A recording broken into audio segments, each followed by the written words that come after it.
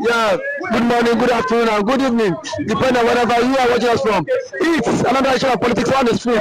You can subscribe to our channel, like our videos, share, comment for more political discourse. Now, yesterday, Mr. Ralph, there's a new development in the southeast as Ekpa has declared a 1 month lockdown on all government parastatals, all government secretariats across BiAFRA land now. The southeastern governments have said that, have come out to say that now Simon Ekpa is only painting the Igbos black, and then he has also raised a 3-month demand for the federal government to meet. He said they should release Martin Bikanu, and then all soldiers should vacate the Biafra land, and then that they should accept Biafra referendum. How can you write this, sir?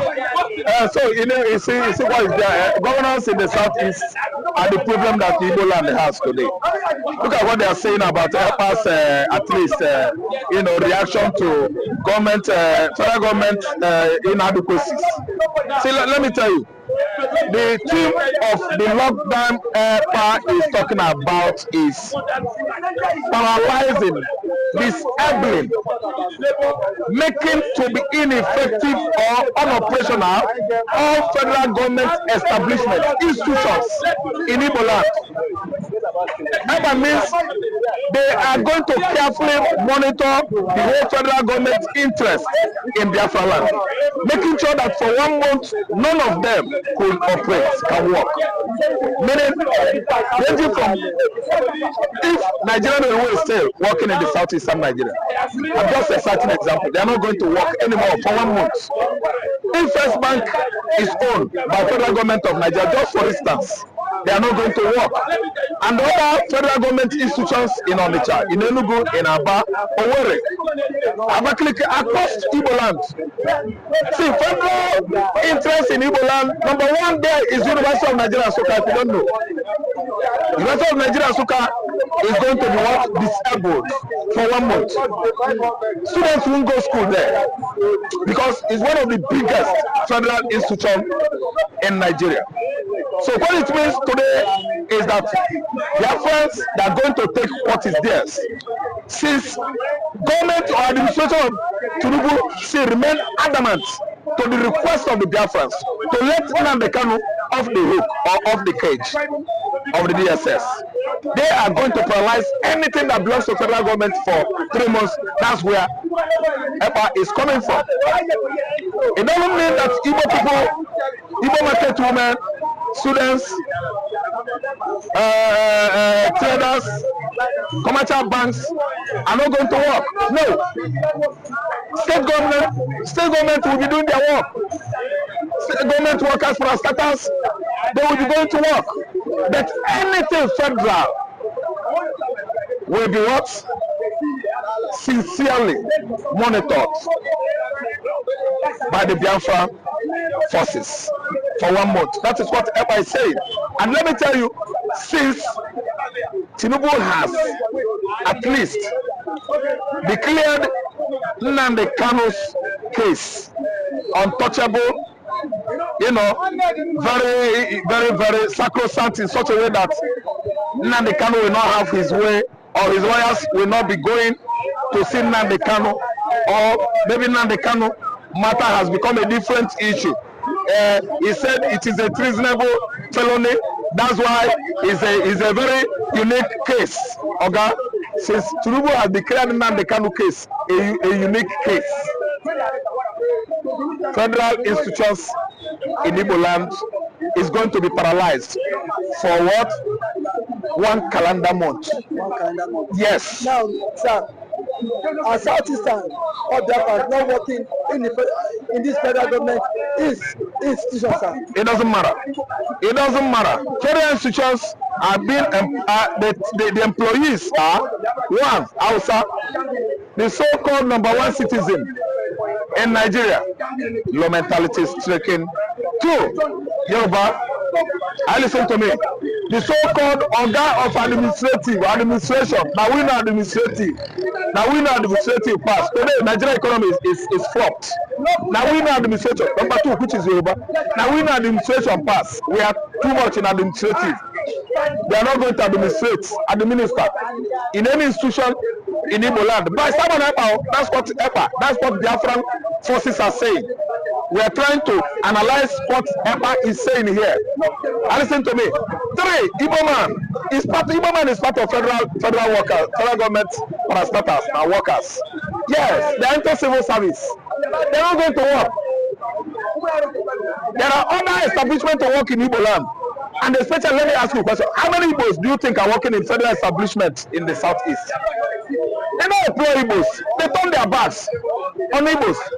The whole federal ministries, their offices, agencies in Igbo land, be it NNPC or whatever, provided it's owned by Nigeria. Ekpa is saying that it is not going to work.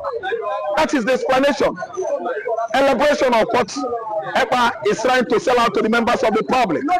So anything federal government is paralyzed henceforth when the date comes for 36 days. And this is the only weapon Igbo man has to fight federal government. This is the only weapon BiAFRA land has to showcase their grievances to Tinubu administration, to set Nnamdi Kanu free, as likewise what he did to Igbo. Oga, we don't have jackknife, we don't have stick, we don't have machete, we don't have gun. We don't even want to chow, we don't talk too much. The only weapon we have is to paralyze federal government establishment in the southeastern Nigeria. That's the weapon civilians, every civil man has to do what? Against government. Igbo man is not a killer. We turn our back on militarization of southeastern Nigeria. It was a Tinubu administration that came with soldiers and make sure that Igbos start running guns. Igbo man is not a gun runner. We don't kill ourselves. So what happens is that tactically we are trying to at least sit at home for 4 or 3 days, Monday, Tuesday. But today, Ekpa has come out. Prime Minister of BiAFRA in Finland has come out to tell the whole world that no federal establishment in Igbo land could operate again for 30 days. Okay, sir. Away from that, the second demand is that soldiers should vacate Southeast. He said these soldiers have become terrorists in the land, that soldiers should vacate the Southeast. And now, Ohaneze Ndigbo and the government have said it's not possible that Ekpa does not have the power to tell soldiers to vacate the Southeast. Listen good. Ohaneze Ndigbo, let me narrate. There was a time somebody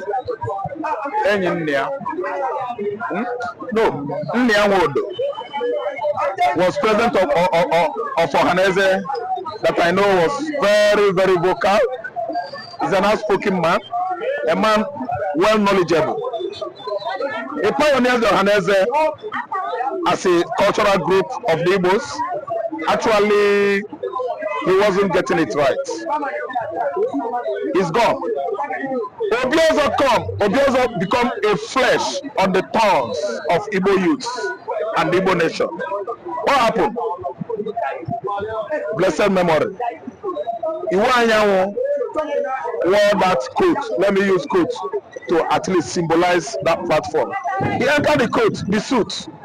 He wore it. It became too heavy. A big load for Iwanyanwo. A blessed memory, may his soul rest in peace.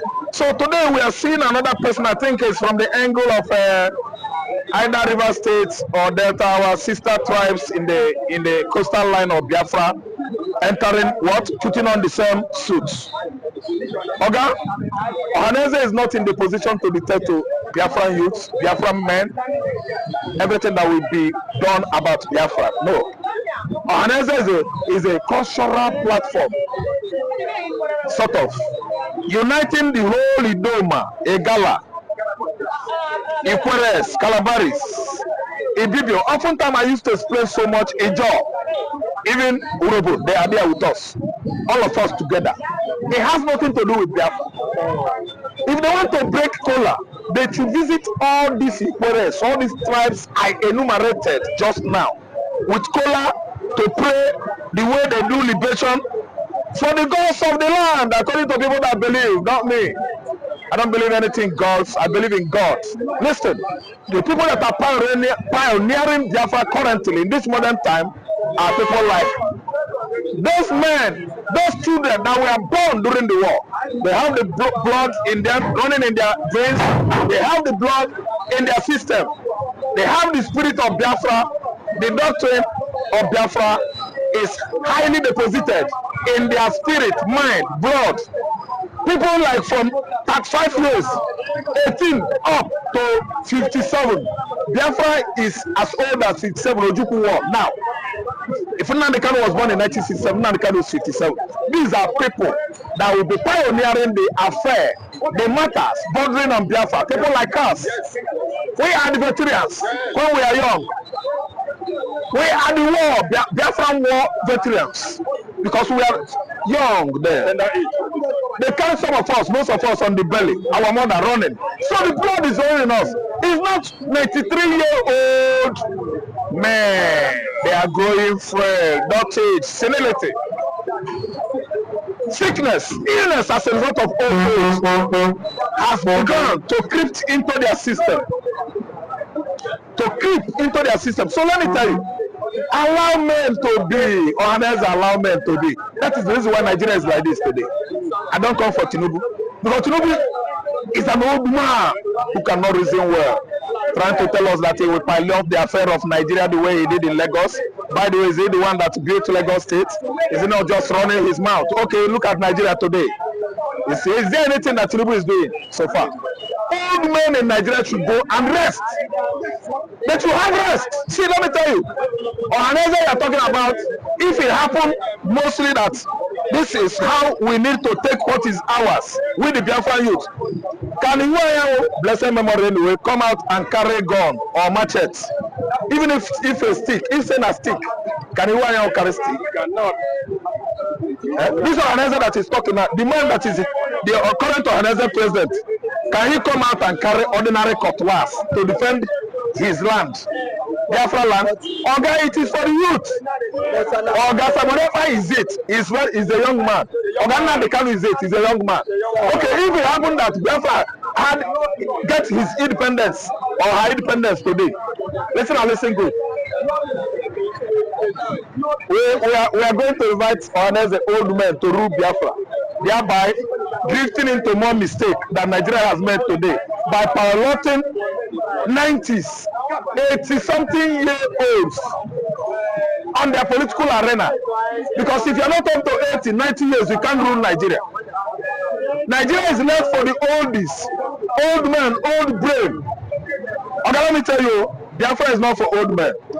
We will worship and honor our old men, respect our elders. We are not the type of people that lie down and sleep where we are worshiping elders, thereby allowing things to spoil.